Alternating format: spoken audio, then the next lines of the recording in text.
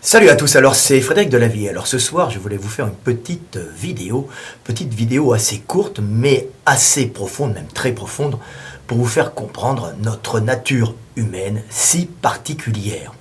Alors j'ai fait cette réflexion, bien sûr, suite à une réaction, avec une discussion que j'avais avec un jeune homme qui me parlait des effets de la drogue, du cannabiol, à forte dose, et du fait qu'il avait eu l'impression de voir, en fin de compte, d'être possédé, de voir un djinn et d'être possédé par un djinn, par un esprit, donc il n'était plus lui-même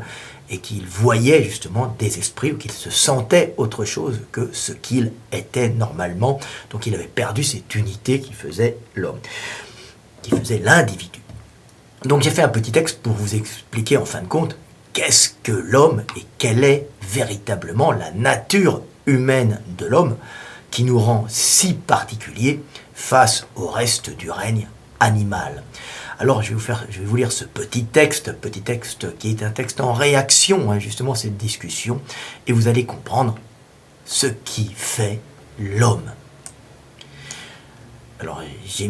le titre, ça s'appelle Schizophrénie humaine. La véritable nature spirituelle humaine n'est pas faite d'un esprit, mais de l'interrogation au sein de l'esprit de deux êtres, la thèse et l'antithèse, dialoguant dans notre tête pour peser le pour et le contre avant d'agir. Cette dichotomie spirituelle humaine basée sur le verbe et le dialogue interne en vue de maîtriser et conquérir le monde est propre, et le propre de l'homme, et lui donne sa supériorité de grand conquérant et de grand prédateur par cette capacité schizophrène d'analyse. Alors si vous avez bien compris, en fin de compte, qu'est-ce qui fait la force de l'homme? La force de l'homme, qu'est-ce qui fait l'homme? C'est le verbe, c'est la capacité de dire je suis celui qui est. C'est un peu Moïse face à Dieu, qu'il perçoit comme un buisson ardent, et quand il lui demande qui es-tu, Dieu ou le buisson ardent lui répond « Je suis celui qui est », c'est-à-dire c'est l'énergie, le buisson ardent avec un langage primitif de pasteur. Je suis, alors c'est l'énergie qui répond à Moïse, en fin de compte c'est Moïse qui répond à lui-même dans sa tête, et il voit Dieu, donc il voit ce qui le compose spirituellement, qui lui répond « Je suis celui qui est », donc la capacité verbalisée de concevoir le moi. Et de concevoir le moi ne peut se faire que par le verbe. Et comme je vous l'ai expliqué moult fois, cela passe par tout un processus évolutif qui passe de la bipédie au passage en savane. Et de ce passage en savane, on a les bras libérés bipèdes, on peut indiquer d'où l'on vient, où l'on va, on montre le futur, on montre où l'on va, le futur, on montre d'où l'on vient, le passé, on fait hou pour montrer le futur, on fait ha pour montrer le passé, c'est très primitif, on enlève les gestes et on se trouve avec des notions de temps dans le langage, permettant justement à l'individu, à l'être, justement de s'extérioriser par le verbe et de se projeter spirituellement par ce verbe dans un futur hypothétique et dans un passé mémoriel, permettant par ce passage verbal au passé que l'on peut communiquer aux autres, par cette communication du passé, des capacités d'indiquer le passé et non d'être piégé dans l'instant et de penser qu'en émotion, on peut penser au futur, on n'est pas capable d'exprimer, là on peut exprimer ce qu'on a fait, et à ce moment-là on peut rentrer les informations du passé dans la mémoire de des autres, appartenant au groupe, et on peut, par cette façon de dire je ferai, nous allons faire, ou bien futur, c'est très très primitif, on peut organiser, préméditer des actions, ce qui donne, en fin de compte, à cet être bipède, libéré avec des bras indiquant les directions, et après ces bras ne servent pas plus à indiquer les directions, c'est le verbe qui a remplacé les indications gestuelles, de pouvoir communiquer et préméditer des actions, devenant le super prédateur, le super conquérant que nous sommes. Mais le fait d'avoir verbalisé, justement, d'avoir ces outils linguistiques qui permettent à ce moment-là de s'extirper du présent et par le verbe de se projeter spirituellement dans un futur hypothétique et un passé mémoriel, permet justement à l'homme de se parler dans sa tête et de s'interroger. Et il s'interroge, bien sûr, en effectuant une dichotomie de son esprit, c'est-à-dire qu'il commence à générer par le verbe la thèse et l'antithèse, c'est-à-dire dois-je aller à gauche, dois-je aller à droite. Il s'interroge par le verbe dans sa tête, puisqu'il ne va pas penser en émotion, ça consomme beaucoup trop d'énergie. C'est le verbe, on va dire, le langage verbal, avec des compressions de données en mots, est en fin de compte l'équivalent de la mémoire vive d'un ordinateur. C'est une compression de données beaucoup plus économique qu'une pensée en sensation totale. Donc à ce moment-là, il est obligé de manier ce verbe pour organiser ce qu'il doit faire. Et là, il scinde son esprit en deux, la thèse et l'antithèse, le pour et le contre. Il a un côté qui, par le verbe, en s'interrogeant lui-même, va voir le positif pour lui-même, et un autre côté qui verra le positif pour le groupe, et il devra faire à ce moment-là, ajuster au sein de son esprit, calculer ce qui est le plus logique et ce qui est le meilleur à faire pour vivre et transmettre la vie. C'est ainsi que l'homme a construit sa personnalité pour s'interroger sur le monde. Et bien sûr, cette personnalité, cette schizophrénie typiquement humaine, peut parfois avoir des ratés. Alors comme on l'a vu, des ratés sous drogue, la drogue fracturant en fin de compte l'esprit humain, effectuant une dichotomie de ces deux individus que nous nous sommes construits au cours de notre évolution, en fin de compte pour nous interroger sur le monde, l'un pensant une chose, l'autre pensant une autre. On fait plusieurs analyses du monde, on crée plusieurs personnalités au fond de nous qui en vérité discutent pour pouvoir analyser entre elles ce monde, et à ce moment-là, peser le pour et le contre. Mais bien sûr,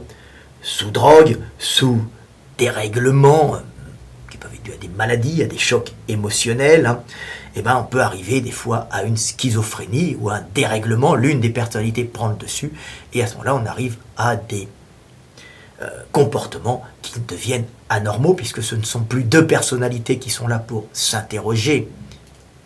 avec logique sur le monde, en pesant le pour et le contre, mais l'une que l'on a construite prend le dessus, effaçant l'autre. Et oui, l'homme est fait de cet esprit dans lequel dialoguent des esprits qui pèsent le pour et le contre par le verbe pour pouvoir analyser le monde et le conquérir tout simplement. Nous sommes multiples à l'intérieur de nous, et cela vient du verbe et vient justement de cette évolution progressive qui a généré l'homme grâce à cette bipédie, libération des bras, notion de temps dans le langage et dichotomie, en fin de compte, de l'esprit humain entre deux individus, des fois il y en a même plusieurs, qui discutent, et il y a parfois des dérèglements dus à des chocs affectifs, dus à des problèmes congénitaux, parfois même génétiques, des chocs émotionnels, de la drogue. Le hashish est connu pour faire voir les dieux et les démons, en fin de compte, faire voir les nombreuses facettes de l'homme. En général, il y en a deux principales, qui s'interrogent sur le monde en nous pour pouvoir l'analyser. Et par cette thèse, antithèse des individus, l'un même individu scindé en deux qui s'interrogent sur le monde, peser le pour et le contre pour agir du mieux possible. Et le hashish, par exemple, est une drogue qui, à forte dose, génère ça, mais il y en a bien d'autres. Alors, c'est quelque chose qui est abordé dans Fight Club, le film Fight Club, où il y a cette dichotomie, cette schizophrénie de l'esprit humain, qui n'est pas du tout une invention, et qui est, en vérité, la base, en fin de compte, de l'analyse du monde par l'homme, l'homme qui se scinde en plusieurs individus, comme je dis, en deux au sein de lui-même, pour analyser, discuter, thèse, antithèse, pour trouver la solution pour conquérir le monde. Alors que l'animal, en général, analyse peu, il analyse un peu, mais en général, il est en réflexe conditionné, et même si des fois, il peut avoir un début de double personnalité, il est complet, il est entier, alors que l'homme est multiple à l'intérieur de lui pour pouvoir discuter en lui-même, analyser et conquérir le monde pour vivre. Ce système est extrêmement efficace, mais bien sûr c'est un système qui peut, s'il se dérègle, générer des maladies mentales et de graves troubles psychologiques. Et oui, c'est nos forces qui font nos faiblesses. J'espère que vous avez compris Quelle est la nature humaine? Comment fonctionnons-nous? Nous avons généré en nous plusieurs individus, non pas pour faire des schizophrènes malades, mais non, pour faire des esprits qui s'interrogent par le système génial de la thèse et de l'antithèse, prenant sur le règne animal une place supérieure par cette capacité d'analyse de notre esprit multiple. Merci à tous, c'était Fred Delavier. Alors n'oubliez pas, hein, l'éveil des consciences, j'en parle. J'ai toute une partie très longue sur l'évolution du langage, et pour expliquer qu'en fin de compte, ce sont les outils linguistiques, principalement les outils linguistiques fortuitement découvertes, qui permettent, en fin de compte, le développement et la sélection des mutations entraînant un développement, donc une prolifération neuronale. Donc, c'est le langage, les outils linguistiques qui favorisent le développement du cerveau lui-même, bien sûr, par sa complexité, favorisant les découvertes linguistiques. On voit que c'est un tout dynamique, et vous avez tout ça dans mon livre, de nombreuses pages, pour montrer que ce qui fait l'homme, c'est le verbe, et c'est l'utilisation de ce verbe. Voilà, un peu de profondeur, pour vous montrer que l'on peut être un corps et un esprit, c'est l'homme. Notre esprit est façonné par ce corps bipède, et par ces notions de temps générées par nos mains, et comme ça, vous allez comprendre le monde pour mieux le conquérir et pour mieux le vivre. Et maintenant, quand vous souffrerez un peu de schizophrénie, de colère, de dédoublement de personnalité, comme ça nous arrive à tous, on est bon, on est mauvais, on voudrait être quelqu'un, on ne l'est pas, on s'interroge, des fois on est gentil, des fois on est méchant, ça fait partie de la nature humaine, ça fait partie de cette puissance humaine faite pour s'interroger au cœur de son esprit. Voilà, comme quoi on peut être corps et esprit et muscles. C'était Fred Delavier, soyez des hommes complets, soyez des hommes libres, et n'oubliez pas, l'éveil des consciences sur Amazon, à la FNAC, au Furet du Nord, un peu partout. Allez, à bientôt.